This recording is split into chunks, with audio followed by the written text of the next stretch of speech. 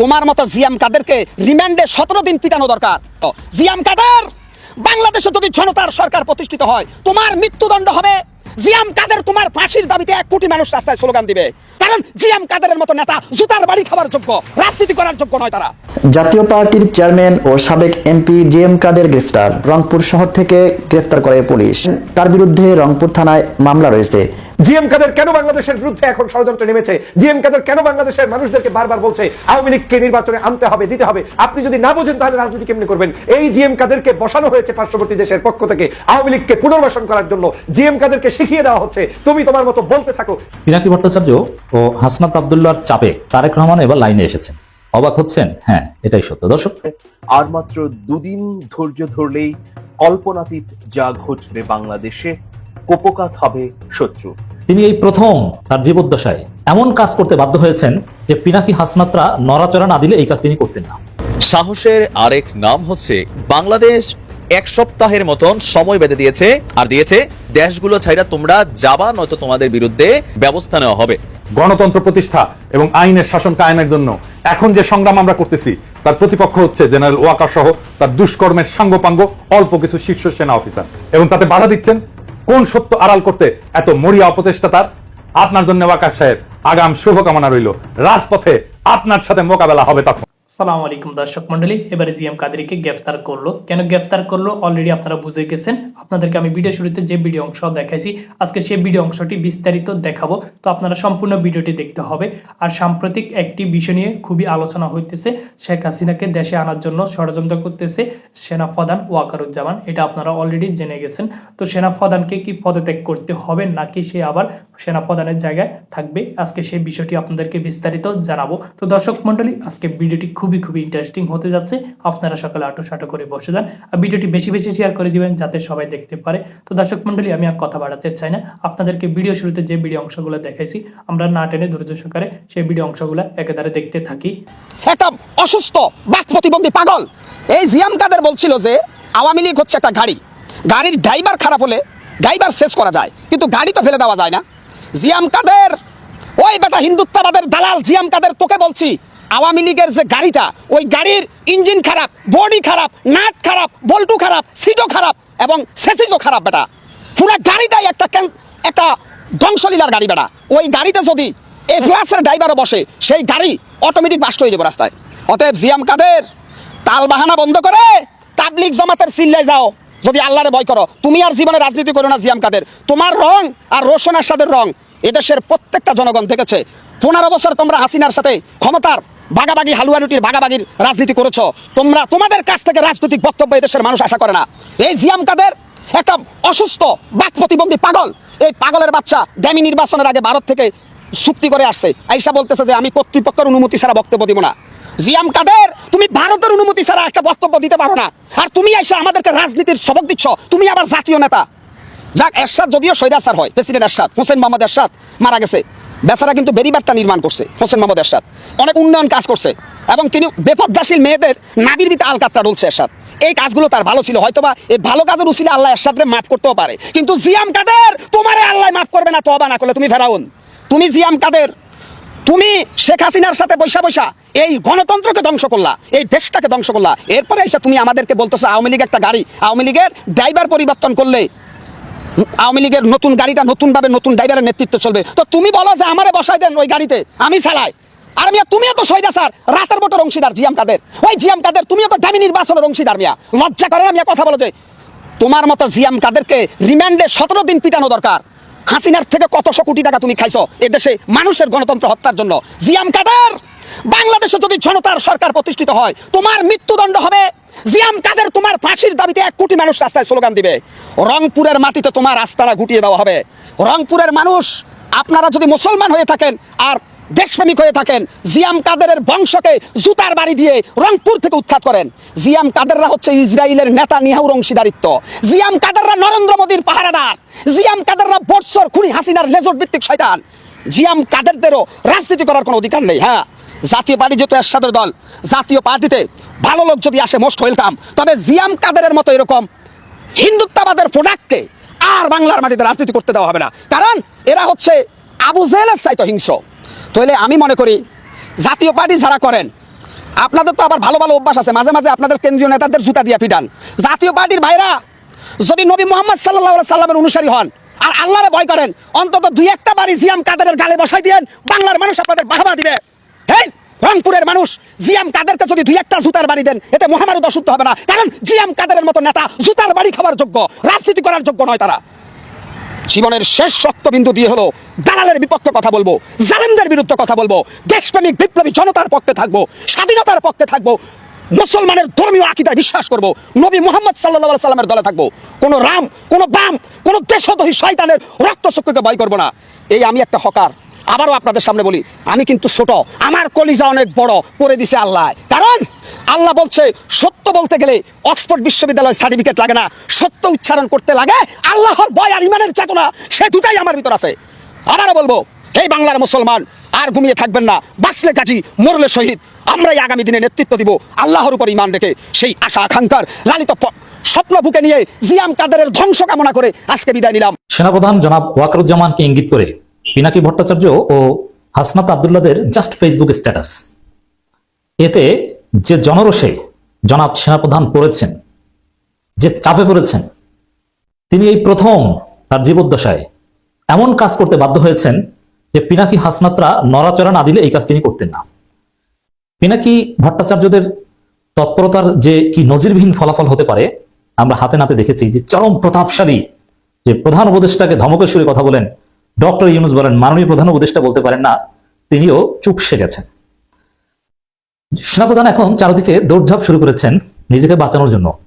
কখনো জুলকারনাইন সাহের, কখনো তাসনিম খলিল, আবার জুলকারনাইন সাহের কি করবেন বুঝে উঠতে পারছেন না, কতটুকু তাকে প্রোটেক্ট করবেন। আবার কখনো বিএনপির ইউটিউবারদের পিছনে দৌড়ান, কখনো ডাক্তার জাহিদকে ধরেন, কখনো ফাহাম আব্দুল সালাম, কিন্তু কাজ হয় না।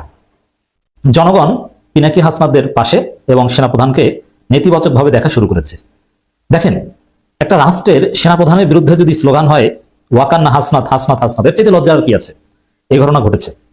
দেশে বিদেশে প্রচন্ড চাপের মধ্যে ইমেজ সংকটে পড়েছেন ওয়াকারুজ্জামান। স্পষ্ট কারণ, তিনি আওয়ামী লীগের নিয়োগকৃত, আওয়ামী লীগের আত্মীয়, অতএব এই তকমা তো আর তিনি ঢাকতে পারবেন না। এখন তিনি নিজেকে একটু পজিটিভ কিংবা অন্যভাবে উপস্থাপন করতে চাচ্ছেন, যাতে জনগণ তাকে কিছুটা ইতিবাচক ভাবে দেখে। দেখেন, 5 আগস্টের পর যারা জুলাই যোদ্ধা আন্দোলনকারীদের পক্ষে বিপক্ষে কোনো মন্তব্য ওয়াকারুজ্জামান করেনি, আন্দোলনকারীদের গ্লোরিফাই করে বিশেষ কোনো বক্তব্য তিনি দেননি। কিন্তু পিনাকি হাসনাতদের তৎপরতার ফলে এখন আমরা দেখতে পাচ্ছি যে জুলাই যোদ্ধাদের প্রশংসা করে তিনি বক্তব্য দেন এবং টুপি মাথায় না দিলেও পাঞ্জাবি পরে তিনি জুলাই যোদ্ধা বা আহতদের জন্য ইফতার মাহফিল আয়োজন করেন। এই ধরনের প্রোগ্রাম কিন্তু আগে করেননি। সেনাপ্রধান হিসাবে মানে জুলাই যোদ্ধাদের এভাবে গ্লোরিফাই করা, তাদেরকে ডেকে স্পেশাল মর্যাদা দিয়ে এভাবে ইফতার মাহফিল করা, মানে এটা তার ইমেজ পুনরুদ্ধারের জন্য তাকে করতে হয়েছে। এই গত 2-3 দিন যাবত যা ঘটেছে, মূল অবদান পিনাকি ভট্টাচার্য। পিনাকি ভট্টাচার্য রিফাইন্ড আওয়ামী লীগ প্রজেক্ট সম্পর্কে ফেসবুকে স্ট্যাটাস দেওয়ার পরেই তো হাসনাত আব্দুল্লাহ নড়ে চড়ে বসেছেন, তারপরেই জনরোষ। এই ঘটনাগুলো না ঘটলে আজকে আমরা যে ইফতার মাহফিলের দৃশ্য দেখছি, সেনাপ্রধান পাঞ্জাবি গায়ে দিয়ে সুন্দর একটা দৃশ্য, এই দৃশ্য দেখতাম। আমরা এটাই চাই, পরিবর্তন খুব ভালো হন, দায়িত্ব পালন করুক, আমরা এটা চাই। আমি ব্যক্তিগতভাবে বলি না যে পদত্যাগ করে চলে যেতে হবে, তবে দোষী সব সেনা অফিসারদের বিচারে আওতায় আনতে হবে, সেনাবাহিনী সংস্কার করতে হবে। প্রকৃত পক্ষে যদি বিপ্লবীদের পক্ষে অবস্থান নিতে পারেন তাহলে আমাদের কোনো আপত্তি নেই। এটা হয়, সেনাপ্রধানরা এটা এরকমই করে, ইতিহাস এটাই বলে। যে তাকে নিয়োগ দেয় তার বিরুদ্ধে তিনি অভ্যুত্থান ঘটান কিংবা ভূমিকা নেন কিংবা অবস্থান নেন, জনগণের পক্ষে দাঁড়ায়। যে নিয়োগ দেয় তার বিরুদ্ধে অবস্থান, এরকম ঘটনা ঘটে। অতএব সেনাপ্রধানকে আমরা ওয়ানলি অ্যাকসেপ্ট করতে পারি তিনি যদি সেনাবাহিনী সংস্কার করেন, দোষীদের বিচারে আওতায় আনেন এবং আওয়ামী অফিসারদের চাকরিচ্যুত করেন। অতীতে তিনি কি করেছেন এগুলো সব মাপ হয়ে যাবে, কোনো সমস্যা নেই। কারণ অতীতে অনেকেই অনেক কিছু করেছে। যেমন জামাতের অনেক জেলা আমির, যারা কলেজের শিক্ষক বা প্রিন্সিপাল, তারা হাসিনা যতদিন ক্ষমতায় ছিল শেখ মুজিবের জিকির করেছে না, গুণগান গেয়েছে না 17ই মার্চ বিভিন্ন সময়। তাতে কি তাদের রোকনিয়ত চলে গেছে? যায়নি। এখন হাসিনা যতদিন ছিল অনেকে অনেক কিছু করেছে, এটা কোনো ব্যাপার না। চাকরি বাঁচাতে দেশে থাকতে আমরা অনেক কিছু করেছি, কিন্তু এখন ভূমিকাটা কি, দিস ইজ গুরুত্বপূর্ণ। তবে হ্যাঁ, যারা হাসিনার ক্ষমতা থাকা অবস্থায়ও সব জায়গায় মুজিববাদের বিরুদ্ধে অবস্থান নিতে পেরেছে, তারা এক্সেপশনাল, তাদের সম্মান সবার উপরে। সেনাবাহিনী সংবাদ বিজ্ঞপ্তি দিয়ে যেটা জানিয়েছে, জুলাই গণঅভ্যুত্থানে আহত ছাত্রছাত্রীদের সম্মানে বাংলাদেশ সেনাবাহিনী ইফতার। উল্লেখ্য, জুলাই গণঅভ্যুত্থানে আহত 4215 জনকে অদ্যাবধি দেশের বিভিন্ন সম্মিলিত সামরিক হাসপাতালে বা সিএমই চিকিৎসা সেবা প্রদান করা হয়েছে এবং তার মধ্যে 989 জন আহতদের সফলভাবে অস্ত্রোপচার সম্পন্ন করা হয়েছে। বর্তমানে 39 জন সিএমই ঢাকাতে চিকিৎসাধীন রয়েছে। তবে চিকিৎসায় তারা ভূমিকা রেখেছে, এটা ঠিক আছে। সেনাবাহিনী তো অবশ্যই জনগণের বন্ধু, দেশের বন্ধু, জনগণের আস্থার প্রতীক, কিন্তু সমস্যাটা ব্যক্তি সেনাপ্রধানকে নিয়ে। জুলাই আন্দোলনে আহতদের পাশে থাকবে সেনাবাহিনী, কঠিন ঘোষণা। এই পরিবর্তনই আমরা চাই। আমি মনে করি যে আসলে যদি শেষ পর্যন্ত বিপ্লবকে টেকসই করার পক্ষে সেনাপ্রধান অবস্থান নেন, তাহলে পিনাকি, হাসনাত সবাই তাকে ওয়েলকাম জানাবেন। জুলাই অভ্যুত্থানে আহতদের পাশে থাকার নিশ্চয়তা দিয়েছেন বাংলাদেশ সেনাবাহিনীর প্রধান জেনারেল ওয়াকারুজ্জামান। এখন তাদের পাশে থাকতে হলে তো রিফাইন্ড আওয়ামী লীগকে রিপেট্রিয়েট করা যাবে না। আশা করি এটাও বুঝবেন। আহতদের সুচিকিৎসার ব্যবস্থা করা, আর্থিক সহায়তা দেওয়ার পাশাপাশি তাদের পুনর্বাসনের ব্যবস্থা করার চেষ্টা করা হবে বলে জানিয়েছেন তিনি। আওয়ামী লীগ এই 2 দিন সেনাপ্রধানের উপর প্রচন্ড খুশি ছিল, তাকে ধন্যবাদ জানিয়েছে, তার পাশে আছি, we are on behalf of Wakeruzzaman, এসব কথাবার্তা বলেছিল যে ওয়াকারুজ্জামানের উপরে আস্থা, তিনি দেশকে জঙ্গিদের হাত থেকে রক্ষা করবেন। এই প্রচারণাগুলো আওয়ামী লীগ চালিয়েছে, কিন্তু এই যে জুলাই বিপ্লবে আহতদের পাশে থাকার নিশ্চয়তা বা তাদেরকে ডেকে যে সুন্দর দৃশ্য, এটা আওয়ামী লীগের লোকজন কষ্ট পাবে ডেফিনেটলি। সেনাবাহিনী প্রধান জেনারেল ওয়াকারুজ্জামান জুলাই অভ্যুত্থানে আহত ছাত্রছাত্রীদের সঙ্গে কুশল বিনিময় করেন, খোঁজ খবর নেন এবং আহতদের জাতির কৃতি সন্তান উল্লেখ করে সেনাবাহিনী প্রধান বলেন, আমরা কখনো মনোবল হারাবো না, মনোবল হারানোর কিছু নেই, আপনার জাতির কৃতি সন্তান, আপনারা এই দেশ ও জাতির জন্য অনেক কিছু ত্যাগ স্বীকার করেছেন। আমি আপনাদের অভিনন্দন জানাচ্ছি, আপনাদের প্রতি কৃতজ্ঞতা জানাচ্ছি, আপনাদের এই নিশ্চয়তা দিচ্ছি সবসময় আপনাদের পাশে থাকবো ইনশাআল্লাহ। দর্শক, আমাদের যখন আলোচনা যে আওয়ামী লীগ আবার এভাবে রিপেট্রিয়েট হলে এই জুলাই যোদ্ধাদের ধরে ধরে ফাঁসি দিবে, মেরে ফেলবে, কিন্তু সেনাপ্রধান বলছে না, আপনাদের পাশে আছে। ভালো তো, সুন্দর দৃশ্য। চাপে পড়লে এভাবে সোজা হওয়া যায়। তিনি জানান, আহতদের সহায়তার জন্য উদ্যোক্তা ও ব্যাংকাররা এগিয়ে এসেছেন। সেনাবাহিনীর পক্ষ থেকে আহতদের জন্য টাকা খরচ করার পাশাপাশি ডিজিএফআই এসএফ আহতদের জন্য আর্থিক সহায়তা দিয়েছে, যা আহতদের কাছে পৌঁছে দেওয়া হবে। বক্তব্যে সেনাবাহিনী প্রধান বলেন, আমরা আজ পর্যন্ত 4200 জনের আহত চিকিৎসা দিয়েছি, ইত্যাদিতে। যাই হোক দর্শক, চমৎকার দৃশ্য। আমরা আরো পরিবর্তন চাই। যে 7টা দাবি পিনাকি ভট্টাচার্য উপস্থাপন করেছেন, এগুলো বাস্তবায়ন চাই। ওয়াকারুজ্জামানের সামনে এখন সুযোগ আছে হিরো হওয়ার। আর মাত্র 2 দিন ধৈর্য ধরলেই কল্পনাতীত যা ঘটবে বাংলাদেশে, কুপকাত হবে শত্রু। এই সফরটি নিয়ে চীন ব্যাপক উচ্ছ্বসিত এবং ব্যাপক প্রস্তুতিও গ্রহণ করেছে ইতিমধ্যে। বাংলাদেশে নিযুক্ত চীনা রাষ্ট্রদূত ইয়াও ওয়েন তিনি বলেছেন, প্রধান উপদেষ্টা অধ্যাপক মোহাম্মদ ইউনূসের চীন সফরে গুরুত্বপূর্ণ বড় সিদ্ধান্ত হতে পারে। এই সফর সফল এবং ফলপ্রসূ হবে বলেও ইয়াও ওয়েন আশাবাদ ব্যক্ত করেছেন। প্রিয় দর্শক, তিনি বলেছেন যে এটি খুবই সফল, ফলপ্রসূ এবং একটি মাইল ফলক সফর হবে, যেখানে বড় কিছু ঘোষণা আসতে পারে। ইয়া ওয়েন আরো বলেছেন যে আমরা বাংলাদেশের সাথে খুব ঘনিষ্ঠভাবে কাজ করছি, আমরা এখনো আলোচনা করছি, অপেক্ষা করুন এবং দেখতে থাকুন, আমরা এখনো বিষয়টি নিয়ে কাজ করছি। রাষ্ট্রদূত বলেন যে বাংলাদেশ এবং চীনের মধ্যে এই সফর অত্যন্ত গুরুত্বপূর্ণ, কারণ দুটি দেশই কূটনৈতিক সম্পর্কের 50 বছর উদযাপন করছে এই 2025-এ। প্রিয় দর্শক, এখন আপনাদেরকে জানিয়ে দিতে চাই ডক্টর মোহাম্মদ ইউনূস চীন সফরে গিয়ে কি কি কর্মতৎপরতায় অংশ নেবেন। প্রধান উপদেষ্টা অধ্যাপক ইউনূস হাইনান প্রদেশের ওয়াও ফোরাম ফর এশিয়া সম্মেলনে যোগদানের জন্য 26শে মার্চ তিনি ঢাকা ত্যাগ করবেন। 27শে মার্চ তিনি সম্মেলনের উদ্বোধনী অধিবেশনে ভাষণ দেবেন এবং চীনের ভাইস প্রিমিয়ার জিং জুয়েশিয়াং এর সাথে সাক্ষাৎ করবেন। প্রধান উপদেষ্টা বেজিং এর গ্রেট অফ দ্য পিপলে প্রেসিডেন্ট শি জিনপিং এর সঙ্গে বৈঠক করবেন 28শে মার্চ। এই বৈঠক ঘিরেই নানা ধরনের উৎসাহ এবং উদ্দীপনা তৈরি হয়েছে। তিনি হুয়াওয়ের একটি উচ্চ প্রযুক্তির প্রতিষ্ঠান পরিদর্শন করবেন। চীনের শীর্ষ ব্যবসায়ীদের সঙ্গেও বৈঠক করে বাংলাদেশের সঙ্গে চীনের ব্যবসা বাণিজ্যের সূচক কিভাবে ঊর্ধ্বমুখী করা যায় সেই প্রচেষ্টা চালাবেন। এছাড়া 29শে মার্চ পিকিং বিশ্ববিদ্যালয়ে ডক্টর মোহাম্মদ ইউনূসকে সম্মানসূচক ডক্টরেট ডিগ্রি প্রদান করবে প্রধান উপদেষ্টা। এই দিনেই বাংলাদেশে ফিরবেন বলে আশা প্রকাশ করা হচ্ছে। আর মাত্র 2 দিন, মানে আজকে 23 তারিখ, 24-25, মাঝখানে 2টো দিন, 26 তারিখে চীনে যাবেন ডক্টর মোহাম্মদ ইউনূস। এখন এই সফরকে বাতিল করবার জন্য দেশের অভ্যন্তর থেকে এবং বিদেশের বিভিন্ন জায়গা থেকে নানা ধরনের পরিকল্পনাও ইতোমধ্যে গ্রহণ করা হয়েছে। বাংলাদেশের ভেতরে অস্থিতিশীল একটা অবস্থা তৈরি করে যেন ডক্টর মোহাম্মদ ইউনূসের চীন সফরকে ব্যাহত করা যায়, গোয়েন্দা সূত্রে এই ধরনের তথ্য পাওয়া গেছে বলে কয়েকটি সূত্র নিশ্চিত করছে। এই জন্য আপনারা দেখবেন যে গত 1 সপ্তাহ ধরে বাংলাদেশের রাজনীতি, আইন শৃঙ্খলা পরিস্থিতিতে বিভিন্ন মাত্রিক ঘটনা ঘটতে দেখা যাচ্ছে।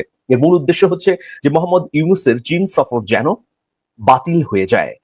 কিন্তু চীনের পক্ষ থেকেও আশাবাদ ব্যক্ত করা হচ্ছে এবং বাংলাদেশের অন্তর্বর্তী সরকার বলছে যে 26 তারিখে অবশ্যই মোহাম্মদ ইউনূস চীনে সফর করতে যাবেন। এখন এই সফরটি হলে কার সমস্যা? এখানে আমরা দেখতে পাচ্ছি যে আমাদের প্রতিবেশী দেশ ভারতের বিজেপি সরকার এই সফরটি নিয়ে অস্বস্তির মধ্যে আছে। এই সফর নিয়ে অস্বস্তির মধ্যে থাকার কি কি কারণ রয়েছে? ভারতের অস্বস্তির প্রথম কারণ হচ্ছে গণ অভ্যুত্থানের পর সেখানে বাংলাদেশ থেকে পালিয়ে গিয়ে আশ্রয় নিয়েছেন শেখ হাসিনা। এই শেখ হাসিনার ভারতে অবস্থানের কারণে বাংলাদেশের অন্তর্বর্তী সরকারের সঙ্গে সম্পর্ক একেবারে তলানিতে গিয়ে থেকেছে। ভারত তার অভ্যন্তর থেকে নানাভাবেই প্রচেষ্টা করেছে এবং বাংলাদেশের মধ্যেও নানা ইন্টারেস্ট গ্রুপ দিয়ে যে এই সরকারটি যেন নির্বিঘ্নে কাজ না করতে পারে। কারণ বিগত যে সরকার ছিল সেটি ভারত সরকারের স্বার্থ সংশ্লিষ্ট এবং খুবই ঘনিষ্ঠ ভাজন ছিল।